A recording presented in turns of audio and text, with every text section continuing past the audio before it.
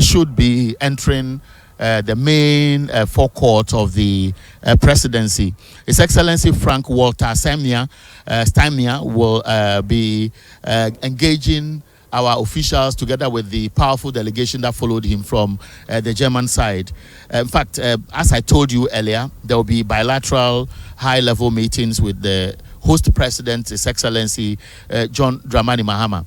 Now, while we are waiting for the military to, of course, begin the parade, let us continue from where you stopped off. Yes, so for us, Germany remains a critical partner to the Republic of Ghana and also other subnational entities, agencies, civil society organizations that are working in Ghana. And as I mentioned, we already have some partnership with some universities in Germany where we're already working on some projects. Okay, so the anthem is being played. Let's listen in.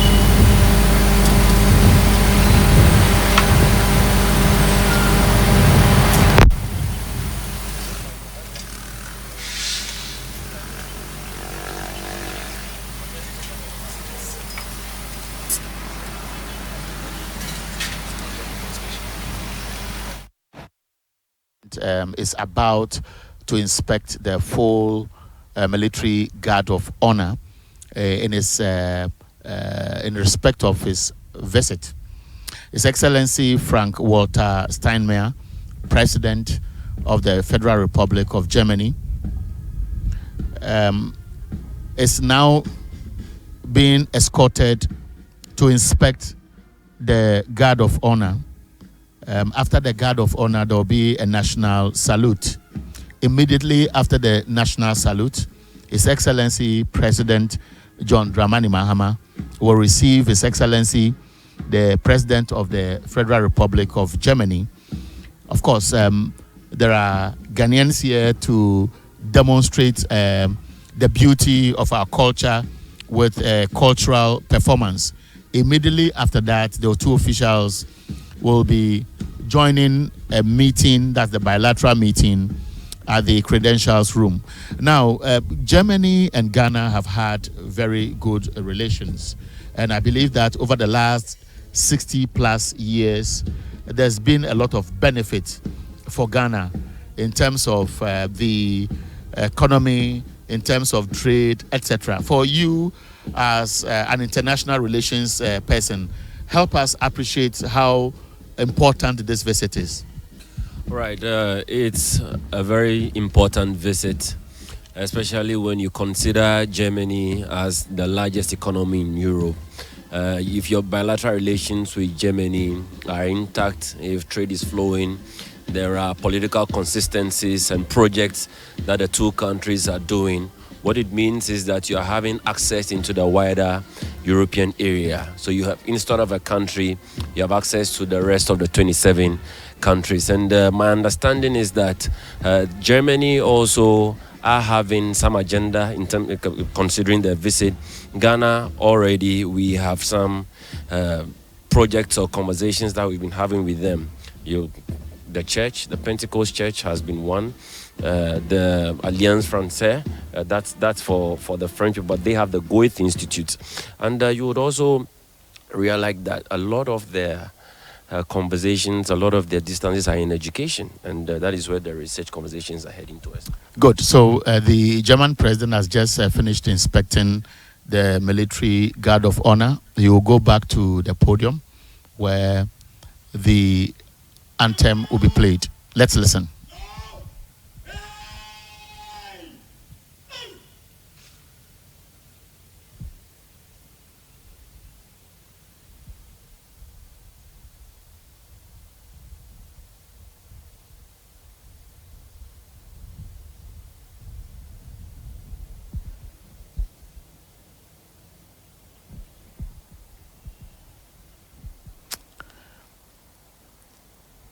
We are live at the presidency where the president of the Federal Republic of Germany has just arrived. This is part of the ceremony to welcome him. He's been inspecting the military guard of honor.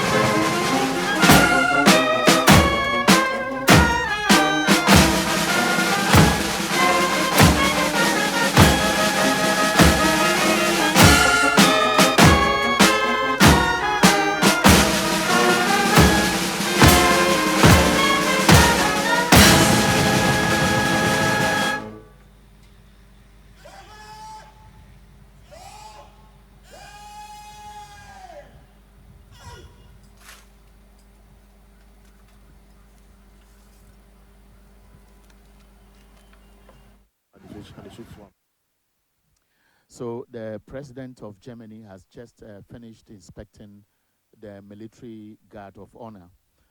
From where you see him in your shot, he's walking towards where His Excellency John Dramani Mahama is waiting to receive him officially to welcome him to the presidency of Ghana.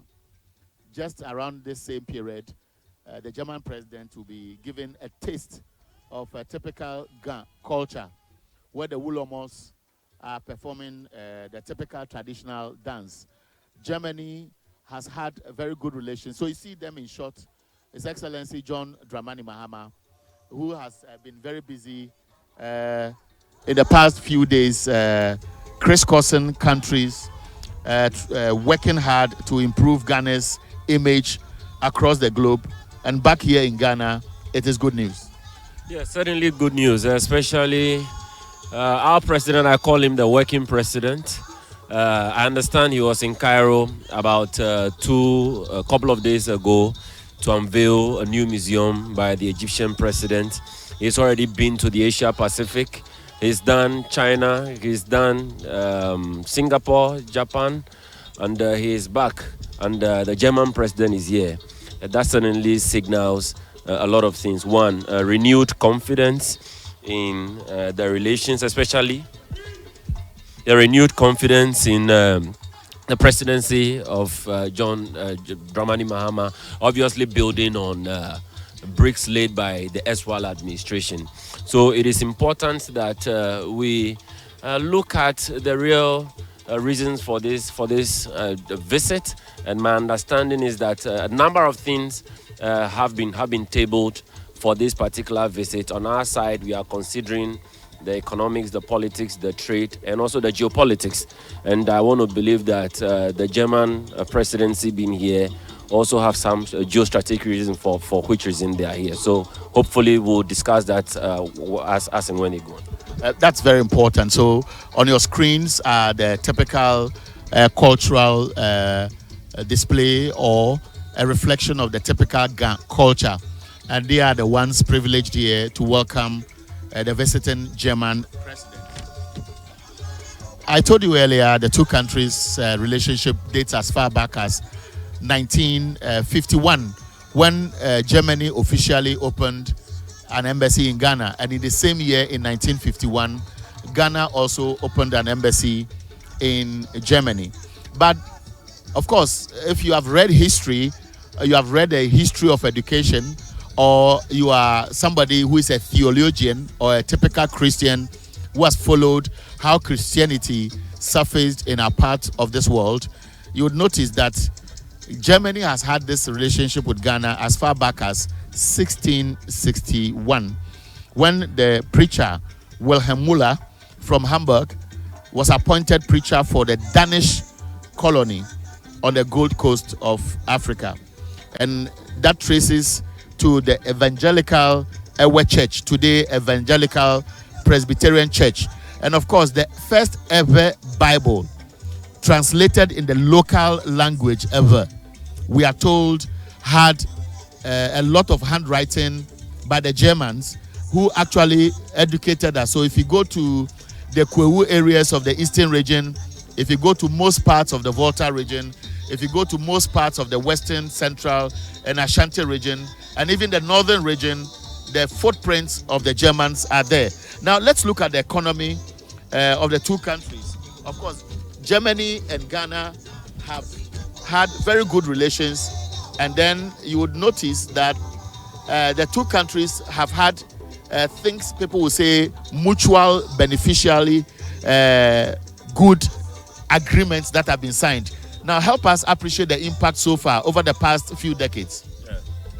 Yes, from our post-independent period, starting from 1957 up until 2020, that certainly is giving us almost about 60 years of Ghana-German relations. And we've seen a lot of exchanges, financial exchanges. We've seen industrial technical assistance provided by the Federal Republic of Germany. And the figures that we've been looking at has grown from 1957 It was just around 1.5 billion euros in development aid. But between 2018 to 2020, bilateral assistance to Ghana amounted to 145 million euros. So that means that between 1957 and 2020, the cumulative support Ghana has received from Germany is about 1.57 billion euros. And in 2020, between 2020 and 2018 alone, it's over 145 million euros. Now, tell us more about this trade. It can be technical, it can be training, the relationship between the two countries.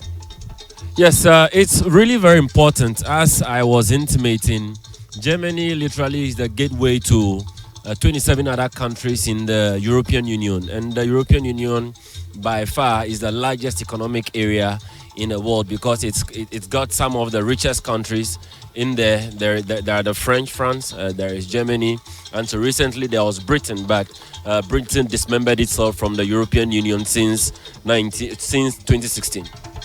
And so on your shot,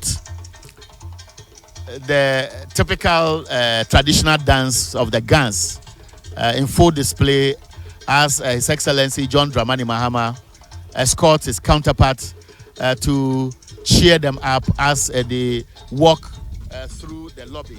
Now, let me help you to understand what will happen next after this brief inspection of the Guard of Honor. His Excellency President John Dramani Mahama and his counterpart will have a brief meeting at his office on the 4th floor here at the presidency. Just 5 to 10 minutes, we expect them to retire to the Credentials Hall, where the officials will be joining a bilateral meeting by officials from both sides. After the bilateral meeting, the two sides will be expected to address a joint press conference. As we speak, President Mahama is introducing Ghanaian officials to the German side. I see Honorable Samuel Okudzeto-Ablakwa, Dr. Valerie Sawyer, John Jinapor, Felix Kwacho-Fosu, Joyce Bawa Mokhtari. Of course, officials from the Foreign Affairs Ministry are also in queue waiting to be introduced. The German president will obviously be introducing his side to His Excellency John Dramani Mahama. These are for the photos, but there's more to it. Yeah. No, certainly this is the cream of Ghana's political leadership. You have members of cabinet well represented. Just like you mentioned, there is the energy minister, there are top advisors at the presidency, there is the government communications persons, and the German president seems to be having a very good time in exchanging pleasantries. The President John Dramani Mahama obviously does what he does best, anchoring Ghana's foreign policy with the right partners. As we've mentioned earlier, he's been to the United Nations General Assembly where he delivered a very, very powerful speech that caught on with the international community. Ghana is repositioning itself as an investment corridor. We've seen what the GIPC has been doing, led by the venerable Simon Maji. I understand he's been pitching to business community audiences in Tokyo. He's done that in Singapore. He's formed part of the delegation that recently came back from the People's Republic of China. And I want to believe that he is part of this delegation, mapping things, re-articulating Ghana's investment diplomacy. So the two officials have introduced delegates from the two sides. That's the foyer of the presidency. They'll quickly be taking a picture. They'll be shaking hands, and this is just a photo opportunity at the presidency. So that's the foyer here at the presidency in Ghana. And His Excellency John Dramani Mahama is welcoming the President of the Federal Republic of Germany, His Excellency Frank-Walter Steinmeier. Now, after this handshake, the two leaders will retire to the office of President John Mahama. That will just be brief, after which they will come down to the Credentials Hall, which I've told you earlier. If you have just joined us, the Credentials Hall is where the bilateral meeting will take place. After the bilateral meeting, the two leaders will retire to the auditorium where a joint press conference will be addressed. We are told that there will be the signing of a memorandum of understanding, after which there will be a state luncheon. So you see the cameramen there who obviously should be setting up for the press conference after the bilaterals. Now, I was talking to you a little about the relationship between Ghana and Germany, and I drew us back to history as far back as 1661. Here are some highlights of how the two countries have traveled all this while. For example, in the 18th century, Anton Wilhelm Amo became the first African-born philosopher and scientist in Germany, and this is a Ghanaian. In 1847, the Evangelical Ewe Church, today we call it the Evangelical Presbyterian Church, was founded by the Germans. In 1884, a German colony was established in the Volta region. Don't forget that we've always been hearing the Western Togo land until just about 3-4 years ago. It became an issue when some people felt like the Western Togo land should be a separate country. The genesis was as far back as 1884, when that colony belonged to German Togo, until 1916, when the German colonial architecture, which still survives in the town of Bando in the Volta region. So the Voltarians have had very good relations with the Germans. Now, from 1921 to 1972, there have been other engagements. Help us appreciate those ones. Yes, so from 1921, German missionaries were expelled from the Volta region by the British colonial authority. Now, you will go ahead, but in your shot now is the Credentials Hall, where the two sides should be engaging themselves before the joint press conference. We expect that the presidents of the two sides will join them shortly. But on the Ghanaian side, His Excellency John Dramani Mahama, the President of the Republic of Ghana, the Chief of Staff Julius Debra, the Executive Secretary to the President, we are told, is bereaved, but we understand that in his place, the Minister for Government Communications, Felix Kwacho Fosu, will be sitting in the bilaterals. We also have the Minister for Foreign Affairs, Samuel Okudzeto Ablakwa. The Energy Minister, you saw in your shots a while ago, is also going to be part. Then the Trade Minister, Elizabeth Ofosu Ejare, Joyce Bao Mukhtari, the Presidential Advisor and Special Aide. They are on the side of the Ghanaians. On the German side, if I go through my name, my list, and bear with me if some of the pronunciation will appear a bit difficult for me. The German president will be the leader of the team from their side. The State Secretary, Head of Office of the Federal President, Dr. Dot Adenga, Miss, will also be part of this bilaterals. We have the Minister of State, Federal Foreign Office, which I would say is almost like the foreign ministry here in Ghana, is also going to be part of this bilateral. And then we have the Parliamentary State Secretary for the Federal Ministry, and then he's in charge of economic cooperation and development. This is very, very significant because for us as a developing country, such visits should not just be for the pictures or for the optics, but Ghana stands to benefit more. And I believe that what will be tabled, which will inform the bilateral meeting, will be important. Then, of course, the German ambassador to Ghana would also be part, and then the head of the Foreign Policy Department will be part of this. So, in your short, all the officials I've mentioned are seated. They are going through their briefing notes, and we expect that His Excellency John Dramani Mahama and the President of the Federal Republic of Germany will join them, and the bilateral talks will officially begin. Yes, very Much so. Looks like our side very ready, led by the hardworking Minister for Foreign Affairs, Honorable Samuel Okudzeto Ablakwa, and obviously flanked by top officials at the presidency. And as we were intimating, we were establishing the historicity of German-Ghana relations. And as of 1921, missionaries were expelled, and we all know why. Germany lost most of its territories or colonies after the First World War, for which reason we even have some issues today. Okay. And so that is exactly so. But you were referring us to from 1921 to 1957 or thereabout. So just help us appreciate that. Yeah.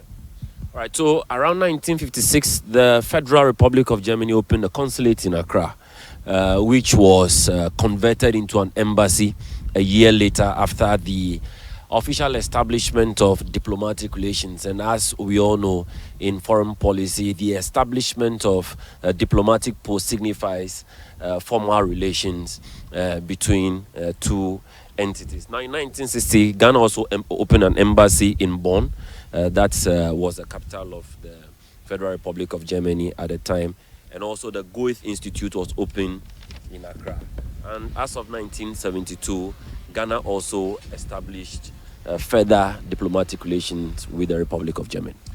And so for many of you who have joined this live feed from the presidency of Ghana, it's all about the official state visit. So in your shot is the ambassador, German ambassador to Ghana, Mr. Frederick Landschaft. In your shot, he has been representing Germany in this country. Prior to the arrival of His Excellency, the President of the Federal Republic of Germany, we have been engaging him in a series of meetings to ensure that what we are witnessing now goes on successfully. And let me also help you to understand what will happen after all the engagements here at the presidency. What you see in your shots are the officials going through their briefing notes. Dr. Valerie Sawyer, in short, the officials from the Foreign Affairs Ministry. After the bilateral meeting, there will be a joint press conference to be held here at the presidency at the auditorium. After the joint press conference, President John Dramani Mahama will host the German delegation led by the president at the banquet hall for a state luncheon. Then from there, the president of Germany is expected, and that's what will happen tomorrow. Tomorrow will be another tall day for him. Today, after all these engagements, we expect that he will visit the Kwame Nkrumah Mausoleum. But after visiting the Kwame Nkrumah Mausoleum, we expect that tomorrow he will spend the day in Kumasi. He will be traveling to Kumasi on the third day of his visit, where he will perform a sword cutting ceremony at the Kumasi Technical Institute. He will also interact with the Vice Chancellor and staff and alumni of the Kwame Nkrumah University of Science and Technology. He will also visit the Kumasi Center for Collaborative Research before paying a courtesy call on the Asantehene Otumfuo Osei Tutu II. Now, let's focus on some of the activities that will take place in Kumasi. He's performing a sword cutting ceremony.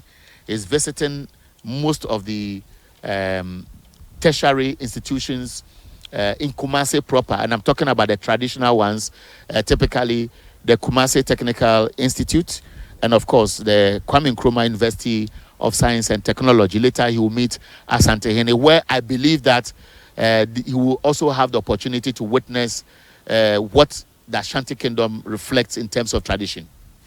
Yeah, most definitely, Eric, because this is more of a reenactment of German-Ghana relations across varying issues or subject matters. The culture is important, the visits are important, deepening German-Ghana academic exchanges are important. As you had already intimated, Germany as a country has made lots of investment into Ghanaian education. We've seen the scholarships that Ghanaian students are offered year in year. There is the Erasmus Plus Mundo scholarship that offers lots of Ghanaian scholarships. There are also research grants that the German government provides. I have been a recipient of one of Germany's grants, that's the DAD grant, and we've used that in working for the good of our people. So for us, we welcome and encourage very important bilateral discussions, bilateral relations that would inure to the benefit of the Ghanaian people. And my understanding also is that Germany is also here because they have an ambition to vie for the non-permanent seat on the Security Council next year, and they want to buy the support of the government of Ghana.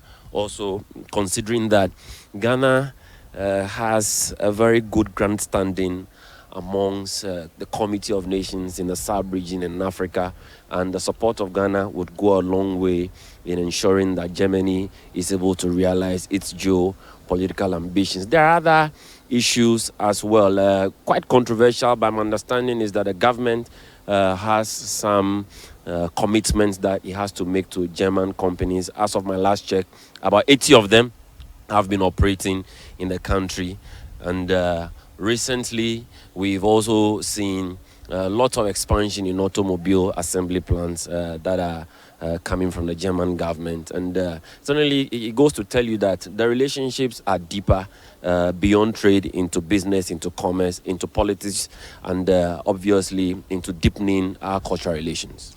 Yes, of course. You've hit it right on the head of the nail. And you remember in July this year, when the then outgoing German ambassador to Ghana came to the presidency here, His Excellency raised a number of issues. I want to quote specifically some of the highlights, the interesting points he raised.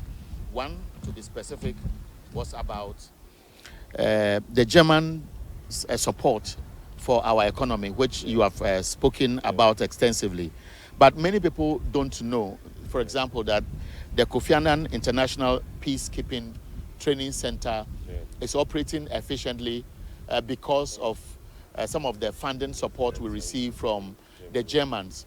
This center has trained a lot of Ghanaian security men, people in academia, people in management, and of course people from the sub-region, from security services or countries within the sub-region have had opportunity to study at the Kofi Annan International Peacekeeping Training Center. Now, the President of Ghana also spoke about what he described as collaborative efforts with international partners, including International Organizations for Migration, IOM, and the European Union. Ghana has been speaking a lot about the export of our human resource, especially when government is seen to be creating jobs for the youth. We believe that we can also transfer knowledge, and the Ghanaians who will be in Germany by way of us exporting some of our trained personnel, they would also learn and come back home and transfer that into helping us to grow as a people, to develop our country, to solve problems, and of course to transfer what best practice we can adopt here for the enhancement of what we do. And so I believe that such visits will translate beyond the spectacle of the convoys you may see on your street if they drive past your community, or what you may be seeing on TV as handshaking. Now, let's look at this government's priority projects. This government talks about infrastructure, captured under the big push. This government talks about developing agriculture and agribusiness under the 24-hour economy. Germany is one such country which has the capacity. What should our officials be seen to be engaging the German officials beyond the bilateral meeting we will be witnessing today? All right. So the government of Ghana, per my checks, is looking at deepening its economic cooperation with Germany. As things stands now, the government of Ghana has about 250 million euro worth of trade with Germany. It has access through Germany into the wider European area. In other aspects, Ghana already informally exports skills to Germany. But my understanding is that one of the reasons for the German government's visit is to formalize that kind of skills migration and standardize it in a manner that provides a lot of government support to our young people who have found a reason to do some work in Germany. And that is a call in the right direction, because our East African counterparts, like Kenya, have already done that. In fact, the Asian countries, the Filipinos, the Taiwanese, they have always had a state-to-state agreement with other governments so that they are able to properly monitor the labor rights, the labor regimes in other countries, provide consular support to our citizens who are working in other countries, so that anytime there is an issue, the government of Ghana, through its mission in Germany or elsewhere, can properly account for you. Because some of the issues that emerge out of third-party contracts with recruiters in other countries is problematic. Works we have done from Foreign Africa has focused on labor abuse and torture in the Gulf states. We've seen through first-hand accounts women who have been thoroughly abused. Labor laws are not respected. They work beyond the required number of hours they're supposed to be working. Sometimes they are held in detention against their rights. And the government of Ghana is unable to track all of these issues, because the important point here is that for our people, what they need are jobs that are very scalable, jobs that provide them 3 square meals, jobs that ensure that they can save some money at the end of the day.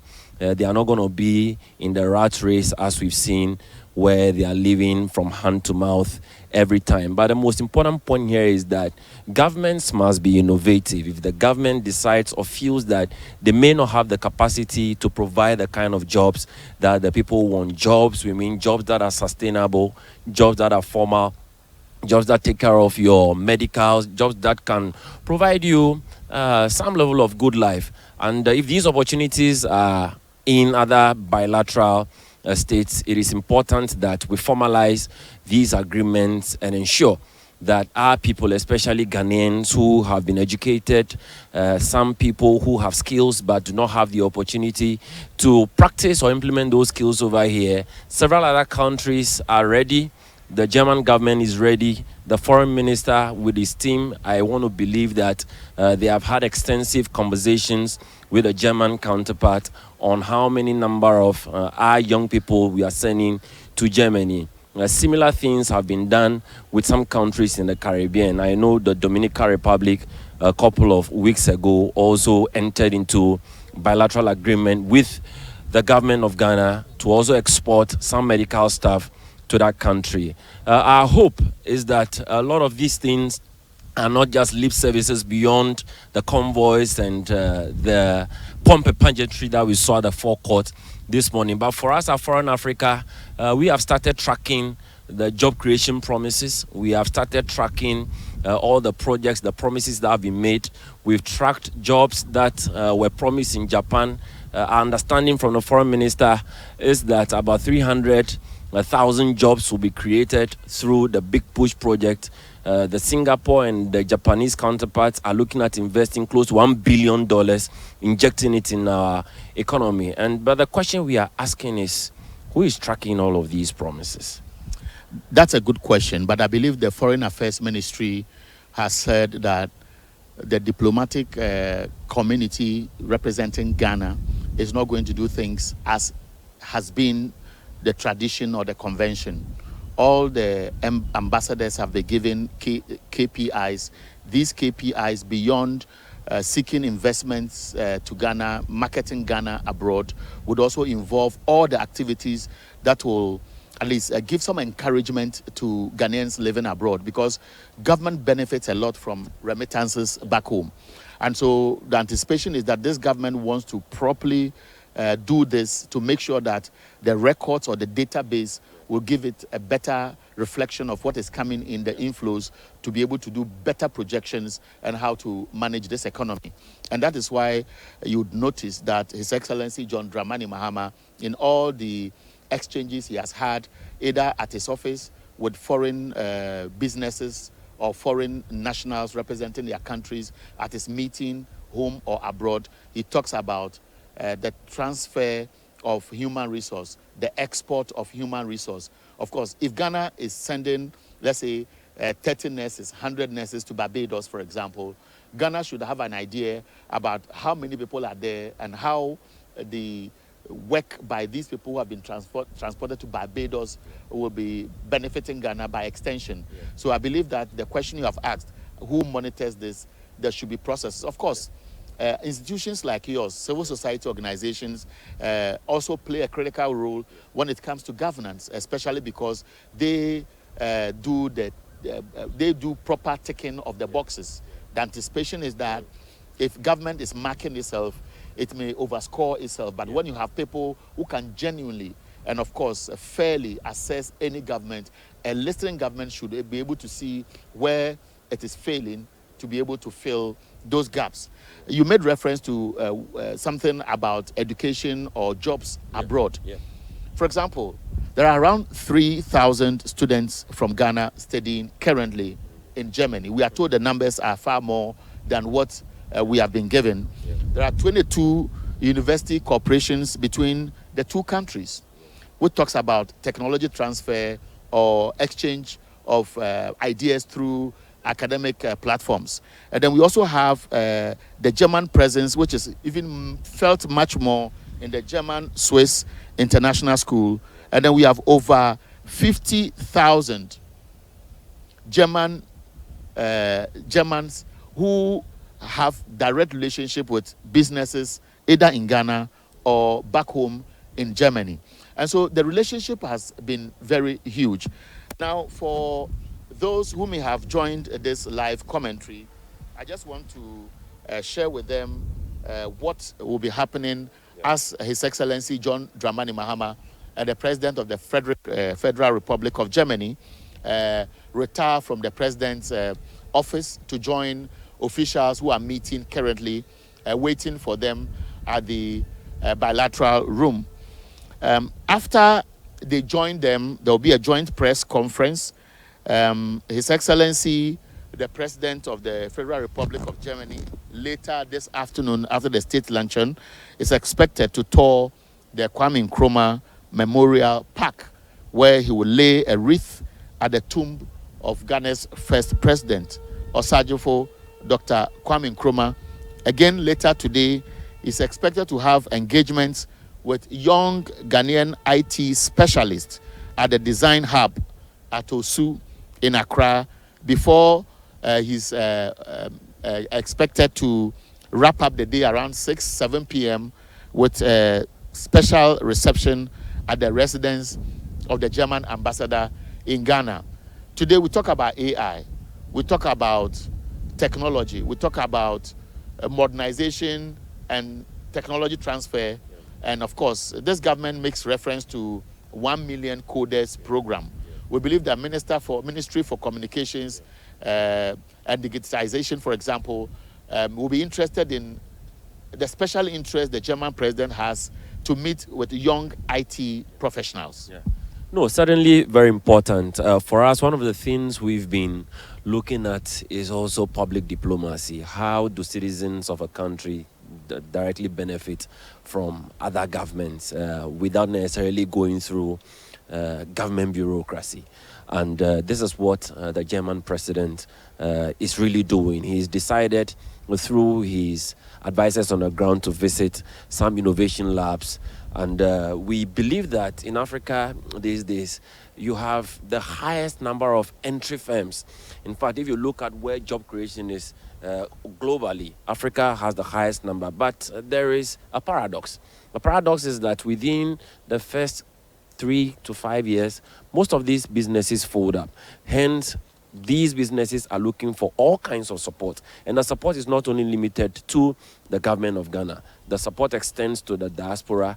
The support extends to diplomatic missions. The support extends to every other partner and counterpart that believes that job creation should be a key component of bilateral and multilateral agreements. And if the German president is visiting an innovation lab, we welcome that.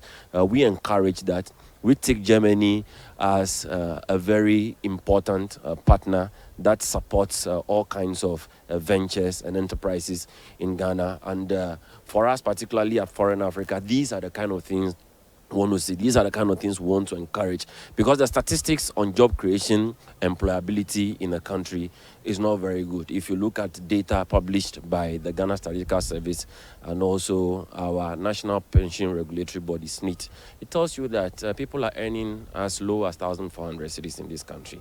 And if you want to look at it properly in dollar terms, that's just around $100 at the end of the month. So foreign governments should also take particular interest in the livability of citizens in African countries, for which reason they can also make direct support, offer these business-conscious young people opportunities, some funding to scale up. Because at the end of the day, it is all part of government's agenda. Government is talking about jobs, jobs, and jobs. And we both know that since 1992, most of our governments have not really had a very good plan. So if we are now in the process of formalizing skills acquisition, skills transfer, where the government will monitor all the ventures and the activities that we want to do, then certainly it is a very good call, and would encourage the German president to visit other places. There is Cantamanto, there are social innovators, there are startups who are looking for just an opportunity with the German mission in Accra. And we hope that visits should not only be limited to political visits or high-ranking official visits that exclude young innovators, young business people who would also be needing some help from diplomatic missions. Okay, so for those of you who have just joined us, His Excellency John Dramani Mahama at the moment has just welcomed the President of the Federal Republic of Germany. The two leaders are about entering the Credentials Hall, where officials from both sides are seated waiting for the bilateral meeting between the two to take place. This bilateral meeting is very significant because Ghana is looking at partners in terms of trade.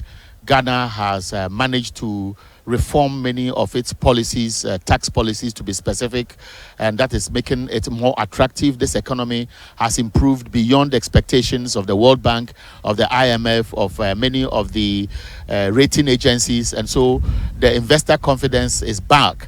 And just over the past 8-9 months since His Excellency John Dramani Mahama took office, a lot of countries have demonstrated a positive response towards helping Ghana and Ghana's economy to grow.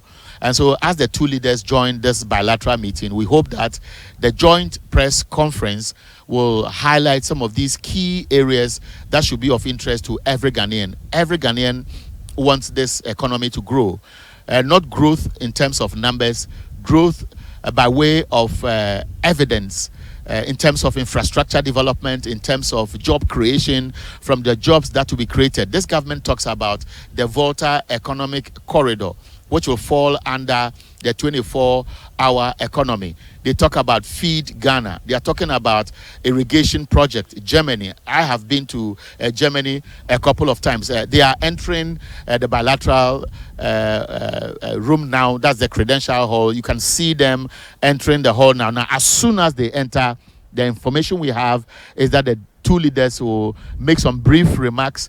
After those brief remarks, then we will be wrapping up and then take you to the auditorium where we expect the two leaders to come back and address a press conference. So until we get to the auditorium where the two of them will be addressing us, you'll notice that the two leaders are now seated.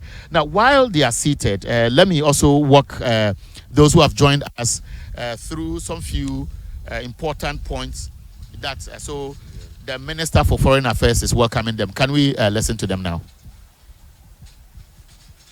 Okay, so while the Minister for Foreign Affairs is welcoming the leaders, let me tell you in authority that Ghana and Germany will be having these relations by way of looking at security. Ghana has had a lot of support in terms of security capacity building from the Germans. Economic cooperation, my colleague spoke about it, trade and investment, technology transfer, and cultural exchange. He talked about the Goethe Institute. We talked about religion, the genesis of religion as far as the Presbyterian faith is concerned. The Germans played a key role when they were in the Quetta area of the Volta region, and later to the northern belt, the Hohoi areas to be specific, before extending their influence across the coastal belt and the middle belt, especially most parts of the eastern, and later over the decades after their presence in the 1600s, late 1600s, their presence was much felt in the northern belt of this country, particularly in the upper east belt of this country. In 2023, the Chancellor of Germany visited Ghana. That is in October. That meeting also played a very significant role as far as Ghana-Germany relations is concerned. And of course, a lot of things evolved around Ghana's exports, especially cocoa, to Germany.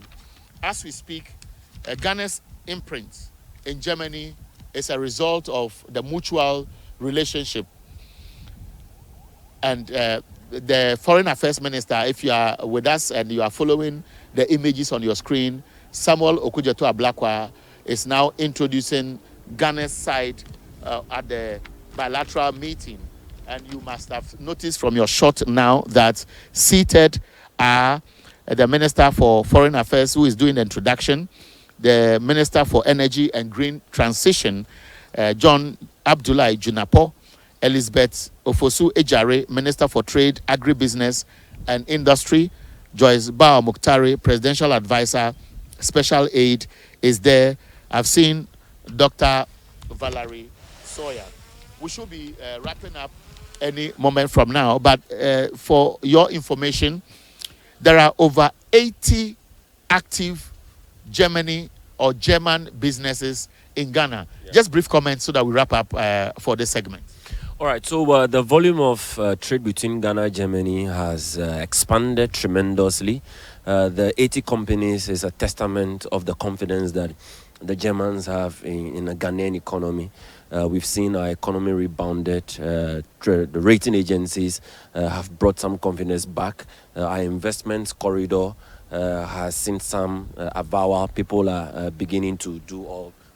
All right, so that's how we wrap up the first part of the visit by the president of the German, that's the Federal Republic of Germany, to the presidency here in Accra. The bilateral meeting has officially begun. So all the pressmen have been asked to leave and allow the officials to finalize what they will be putting their signatures to by way of a memorandum of understanding. After which we will continue to share with you live on the presidency's social media handles, and of course where you can also catch us live on other media platforms, Wezo TV to be specific, where we'll bring you the live coverage of the joint press conference by the two leaders. So thank you very much. Let's meet again in the next few minutes where we bring you the live presentations by the two presidents.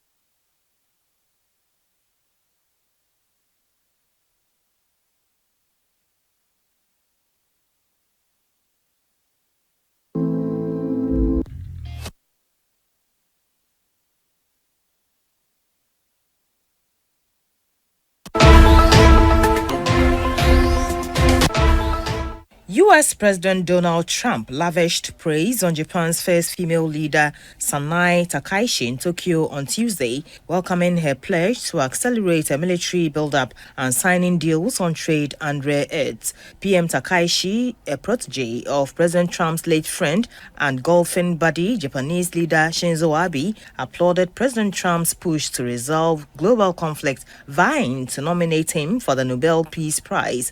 Both governments released a list of projects in the areas of energy, artificial intelligence, and critical minerals, in which Japanese companies are eyeing investments of up to $400 billion.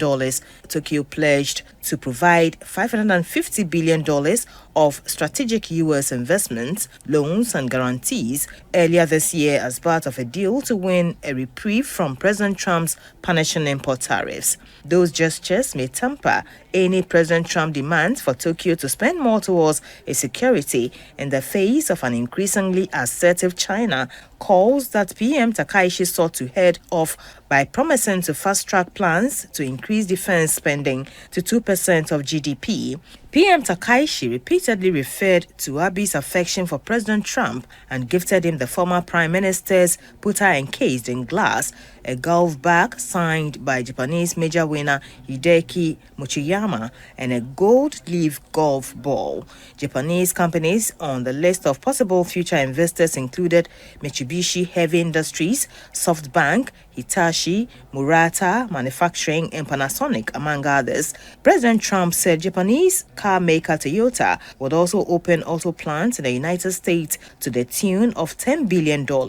President Trump praised Japan's efforts to buy more U.S. defense equipment, while PM Takaishi said his role in securing ceasefires between Cambodia and Thailand and Israel and Palestinian militants was an unprecedented achievement. They signed a deal to bolster supplies of critical minerals and rare earths as their nations seek to reduce China's dominance of some areas of key electronic components.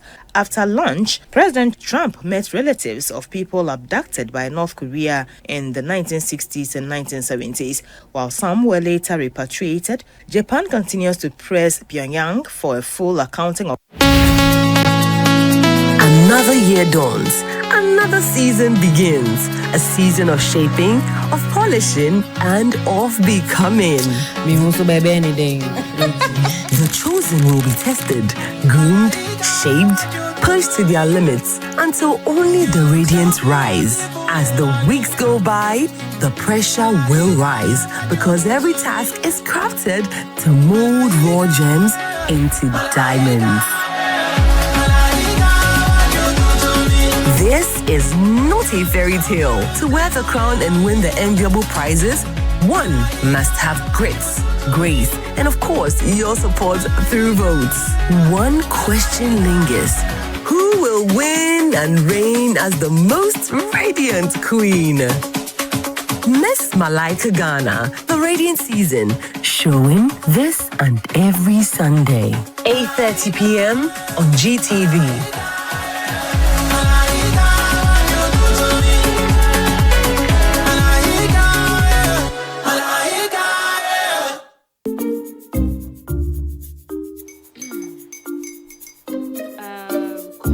Uncle are almost here. Wait a minute. This one too, your friend Kwame. Wait, Kwame. As in the same Kwame again? Yes, Mommy. Amma. The second coming. Into all this tension just to reintroduce that broke boy from Kaswa. Why would you deceive the family like this again? Now I understand the whole delay. Troll from Kaswa. Why wouldn't he be late? Or be late? Of course.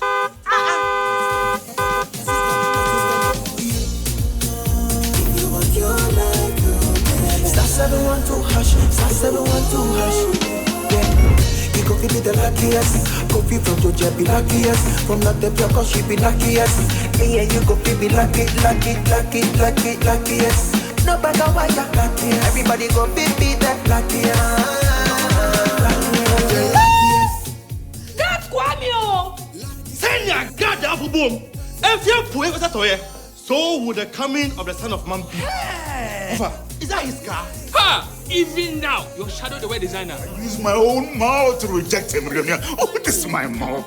Look at that. Kwame, my son. Now, tell me the truth. How did this all happen? Oh, mommy, simple direction. Mr. Goodluck no chemi way. Eh? Yeah, man. Easy qua. Or dial star 712 hash. The devil is a liar. He picked his ticket and entered his lucky 5-digit number. I'm his baby. Oh, how romantic. And he followed the prompts. Yes. And then boom, confirmation test. One quick, pick 5 numbers for me, okay? I'm feeling like 7. Dial star 712 hash. Choose your ticket. Enter your lucky number. Follow the prompt and let destiny handle the You see how they love you now? Yo, do you have family payment seminar? Before December, maybe release a motivational album. Patapa, my super. This promotion is regulated by the NLA on the Caritas platform.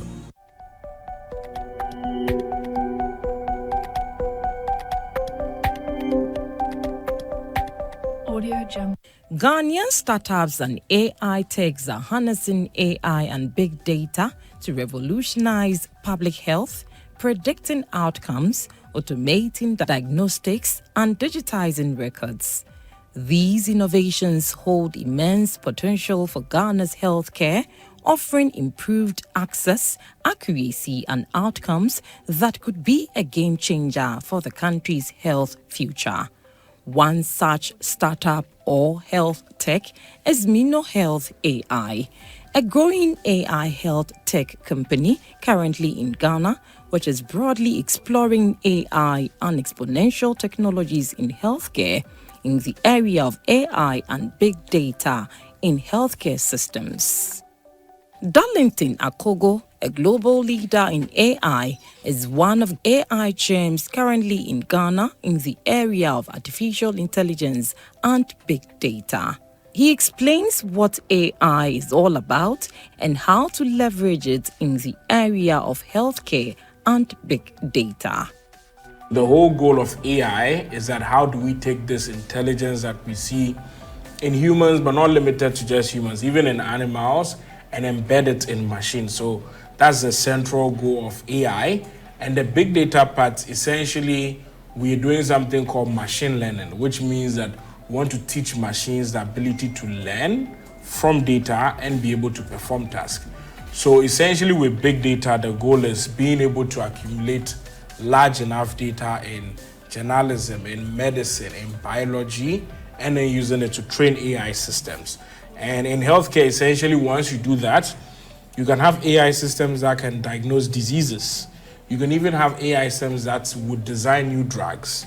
So that encapsulates AI and then big data too as well. Ghana's healthcare sector faces challenges like inconsistent records and delayed diagnosis. AI and big data can bridge these gaps by enabling faster and data-driven. You look at the numbers in healthcare. Globally, we have a shortage of 40 million health workers if we want to achieve universal health coverage, which is part of the SDG goals, which we only have 5 years for. So in 5 years, we have to create 40 million health workers. It's not feasible because training 40 million health workers around the world, medical school is no joke. In addition, if you come to our side of the world, it's actually quite scary, the numbers. In Ghana, our doctor-to-patient ratio used to be 1 doctor to every 10,000. Now it's improved, it's like 6,000, 7,000, 8,000, depending on the source. That's not the West. The West is Malawi, is 1 doctor to every 60,000 people. So how do we expect, these people that have dedicated their life to saving the rest of us, keeping us alive, how do you expect one person to manage the health of 60,000 people? In Ghana, for example, if you take radiology, we only have 100 radiologists in the entire country. So that's 1 radiologist for about 300,000 people. So looking at all these numbers, training doctors is essential, but that hasn't solved the problem. And so the whole goal with Mino Health AI Labs is, can we train AI systems to perform really well across different tasks in the healthcare pipeline, and then have those AI systems serve as medical assistant to the few existing specialists, general practitioners, health workers that we have both in Ghana, in Africa, and globally. Big data encompasses vast information from clinics, hospitals, apps, surveys, and weather patterns. Artificial intelligence, AI, leverages machine learning algorithms to analyze this data, identify trends, predicting outcomes, and informing decision making. So we have essentially this generative AI system called Moremi AI. Moremi AI is a general purpose AI system for healthcare and biology. What that means is that within one AI system, you're looking at hundreds and even possibly thousands of tasks. So the AI system can do radiology, as we talked about. We can look at over almost all the imaging modalities you find in radiology. It can write medical reports for them. So you can give it a mammogram, it will generate a medical report for you. You can give it an X-ray, CT scan, ultrasound to do that. Then you can go into microscopy. So for example, for certain diseases, we need to take blood samples, put it under a microscope. The AI system can analyze that microscope. Do you want to detect malaria, sickle cell, or is this some other hematological or blood-related disease you want to detect? The AI system can help you do that. Across different modalities, imaging modalities, about 30, we can process lab data. We can process text. We can process your medical record. Do all of this to be able to perform screening, diagnosis, and then prognose, triage. So we can tell not only what you have now, we can focus what you might develop down the line. We can say if you've already developed this, what is it going to look like in the coming weeks, months, or years? How is it going to progress? Or if you have too many disease people, we can have the AI system do the analysis and tell you whose own is much more severe and need to be prioritized. And this is all just under healthcare. We can do this for communicable, non-communicable diseases. Then if you go into biology, the AI system can help you design new drugs. So you can use it to create both what we call drugs, antibodies, and vaccines. So the entire process, and there's so many things that goes on in there, is all done by the AI system in a very automated, autonomous fashion. So yeah, that's even all what I've said is still just a fraction of everything the AI system can do. Like Mino Health AI Lab, a pioneering Ghanaian healthcare startup which is harnessing AI to predict diseases, diagnose and recommend actions. It is based in Accra's Kwabena suburb. The company uses AI-powered image recognition tools to support diagnosis in clinics and hospitals, including the Korle Bu Teaching Hospital. Yeah, with Korle Bu, the main details was we did an early pilot with them before we actually rolled out the system. So we gave it mainly to the radiologists to see based on what they were personally detecting versus what the AI system was detecting. And then we actually put together a paper. So in the paper, we took data from a couple of facilities. We have a couple of radiologists from Korle Bu, but also other institutions that were involved in it, like University of Ghana Medical School and some private facilities. When we tested the performance of the AI system, we actually realized that this is a different version, so a different version than what we currently have, but essentially the performance matched a group of radiologists working together. So if you put together 4 radiologists, you get the AI system matching their performance. That is what we got. And we didn't even limit it to just data from Ghana or just working. We even took data from, Vietnam and also the US, combined it and then tested it with the specialists that you have at Korle Bu, University of Ghana Medical School, and then a bunch of other places. With the new version of our AI system, I think when I last checked, it's basically addressed 10,000 medical queries. Mino Health AI is harnessing early diagnosis and patients' outcomes by significantly reducing the time between testing and treatment, with notable advancement in radiology. We already have it in a number of hospitals. With the public health facilities, well, definitely we are working with the different agencies to kind of expand nationwide. But this is already something that is being used not only in Ghana, but in different countries, in different hospitals. So it's very much already here. The way it helps with the public health sector essentially is that is where the need is even greater. If, for example, you go take a mammogram, if you do this in a private hospital and you go to a diagnosis center, a private one, you might be able to get your results maybe even the same day in Accra. Right? Once you move away from Accra, it gets a bit more difficult. In the public health system, if you go to some of our largest public health hospitals like Kolebu, due to no fault of the facility and the people in there, it's just they're overwhelmed, you're looking at that taking you several days to weeks before you ever see your report. And for certain things that are life-threatening like cancer, delays are dangerous. So with the AI system sitting within public health facilities, we can make it so that essentially that instead of the days to weeks, the AI system can spend just seconds to detect that. That's what it currently does. In less than 5 seconds, you get a medical report. And the pricing is also reduced, which means that the burden of public health to the country reduces. Ghana's public hospitals still rely on paper records, but startups like Mino Health is digitizing healthcare with AI-powered electronic health records.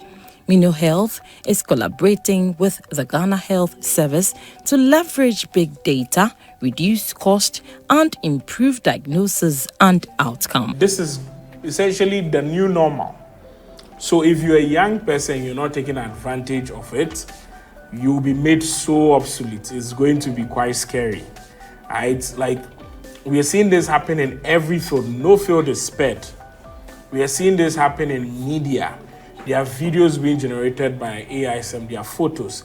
Even those who are building the AI system, we are seeing it happen. We now have AI systems that can write code to build other AI systems. So if you're not using AI systems, essentially you'll be removed from the ecosystem.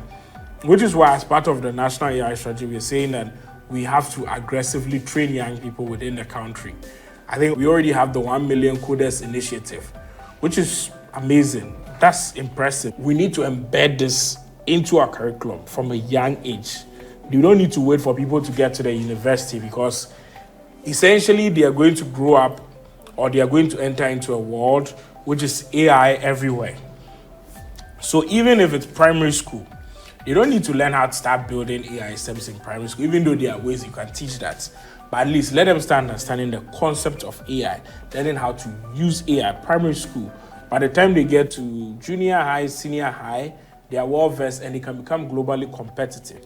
Mino Health platform is expanding into quite a number of things across the healthcare space, which include radiology, ophthalmology, microscopy, hematology, oncology, and to the discovery of clinical genomics that takes a patient's sequence data, that is information about genomics. However, challenges persist, including limited internet access, inconsistent electricity, and digital literacy gaps. Even for us, every time we discover new things, not too long ago, we discovered clinical genomics, which means that if we can take your sequence data, information about your genetics, pass it to the AI system, it can process it and then tell you, for example, your likelihood of developing certain things, certain specific cancers.